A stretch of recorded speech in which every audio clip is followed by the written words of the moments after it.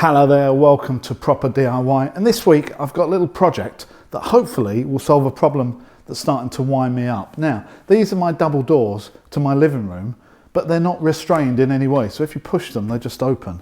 So this week's little project is to fix this flush bolt into the top of this left-hand leaf to restrain this when I want it closed. So this is today's little project, fixing a flush bolt.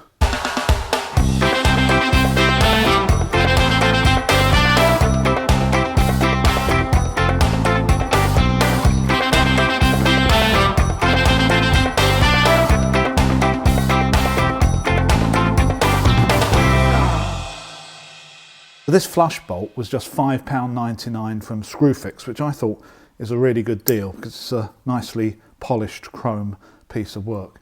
And this gets embedded into the front face of this door, and this section actually gets embedded at the top face. Now, I've fitted plenty of locks before now without taking the door off its hinges, but I think because this is so high up and I have to work at the top here, I think the first thing we've got to do is to take this door off and get it into the workshop.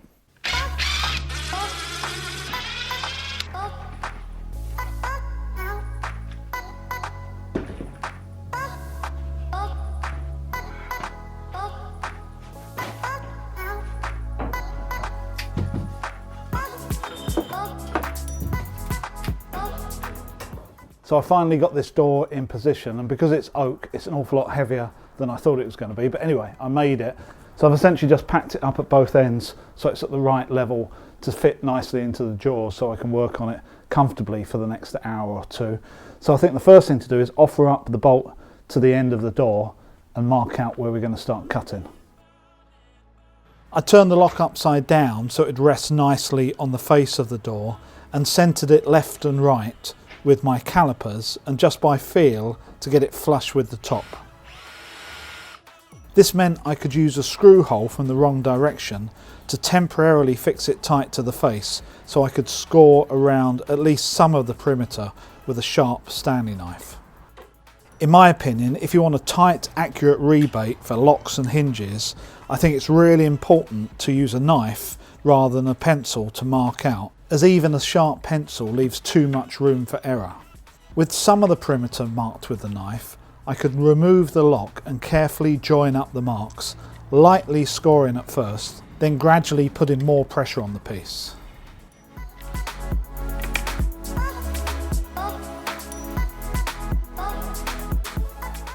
So I've scored all the way around the lock on this face with a Stanley knife. I haven't done this face yet. I'm not so worried about this face because this is the top of the door. So unless I have a visitor that's over 7 foot tall, no one's going to see that. So really my next job is to start taking out some of this material. Now when I look at the lock, it's interesting because there's different thicknesses of lock depending on different areas. I've got about a 4mm thick section here and here. There's a thicker section here up to 7 or 8 millimeters. And then there's this mechanism that runs down the middle that maybe goes to 20 or 23 millimeters down the middle. So I think my strategy is going to be to take these out in layers, starting with the thinnest layer all over, then the next thickest, and then this mechanism in the middle. Now to do that, at least the first 2 layers, I'm going to be using my palm router. Now the problem I always find using palm router on a door like this is always got this tendency to fall off. So what I'm going to do before I use that is just clamp a couple of pieces of ply either side just to make this bearing shelf a little bit wider and the whole thing a little bit more stable.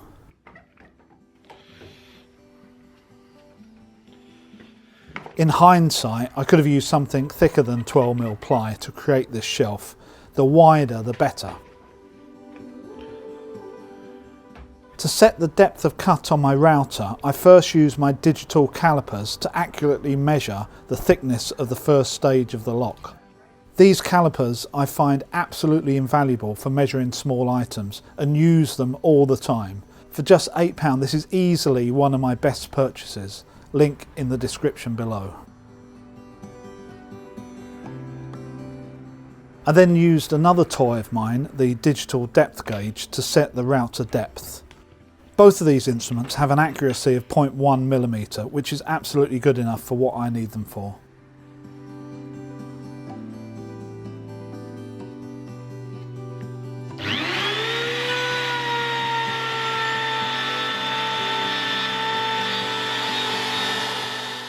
Even though I'm taking out most of the material here, I'm still staying 3 to 4 millimeters away from my original score marks. The routing gives me a really nice flat bottom cut set in the correct depth, which makes it a lot easier to then continue trimming by hand. I'm widening the slot here, gradually working towards my score lines a millimetre at a time. I found this is the best way to get a nice accurate rebate. If you go straight in on the score lines with a chisel, especially with a hard material like oak, without removing the majority of the material from the waste side, you will always overcut and end up with a rebate wider than you wanted.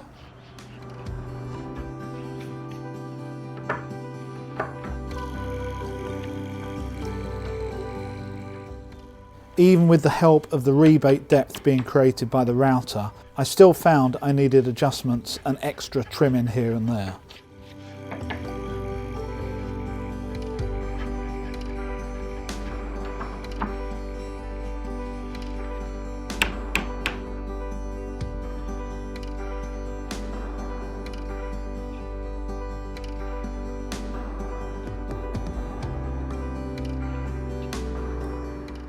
Once the first rebate was complete, I could mark out the second and complete that, which was easier as none of this is on show, and an overcut really doesn't matter as the lock is actually sitting on the first rebate I've already constructed. I did the same on the top of the door, going freehand with the router and finishing up into the end grain by hand.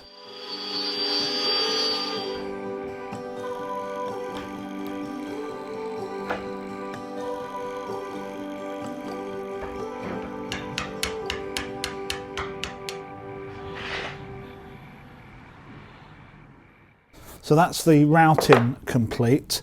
So all I have to do now is take out enough material to allow this sort of mechanism at the back to sit nicely flush in here. Now, because this is long and thin and doesn't have to be particularly accurate, what I'm going to be doing is drilling a series of holes, which is called stitch drilling, just to make a channel all the way along here in the middle, just to allow this mechanism to fit in. This material just had to be removed, so although I drilled out the minimum to allow the mechanism to fit, it did feel like I was somewhat ripping apart the door structure. For the lower mechanism, I used a sideways cut-in drill bit I was given by my brother that sat in my toolbox for many years waiting for a job just like this one to come along.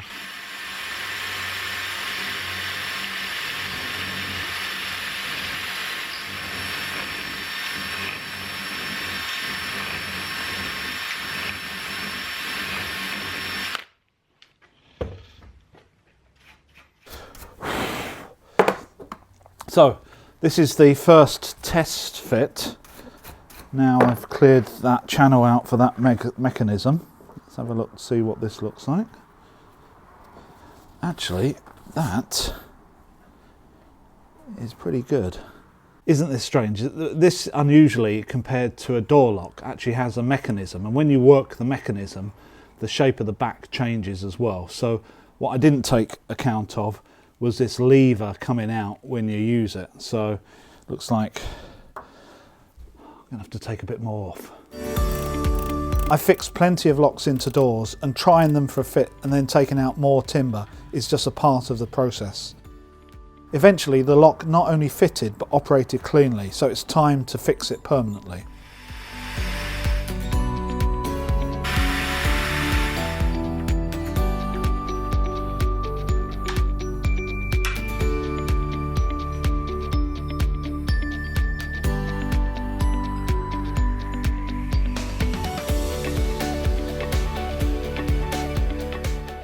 Other than a little bit of overcut on the router because I couldn't see what I was doing, I'm happy with that. It's a nice tight fit. It's come out as I'd hoped as well. I've oiled the lock, so that should be okay for the next couple of years. Just the one last thing to do, and that's to fit this little plate up into the door frame for it to fix onto. So I think it's time that we got this back into the house. It's really handy to have a workshop or a garage to carry out this type of work, although the door did seem to have gained a few pounds since bringing it in just an hour or so ago. I use my normal trick with the nail bar to lever the door up to level. It's really handy when you've got a heavy door and only one pair of hands to be able to do this with your foot.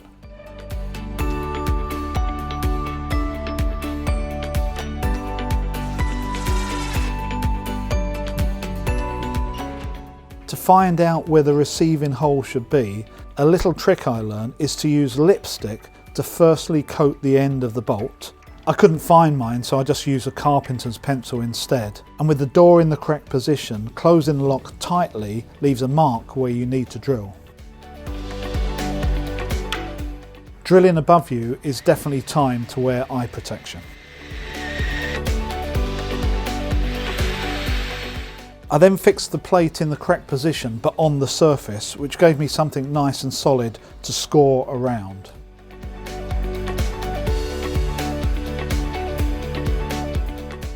And with it removed, a little bit of chiselling into this soft wood meant that I had the required rebate for it to sit in. A little dab of paint at this point always helps to hide cut ends and any exposed bare wood before permanently fixing the plate.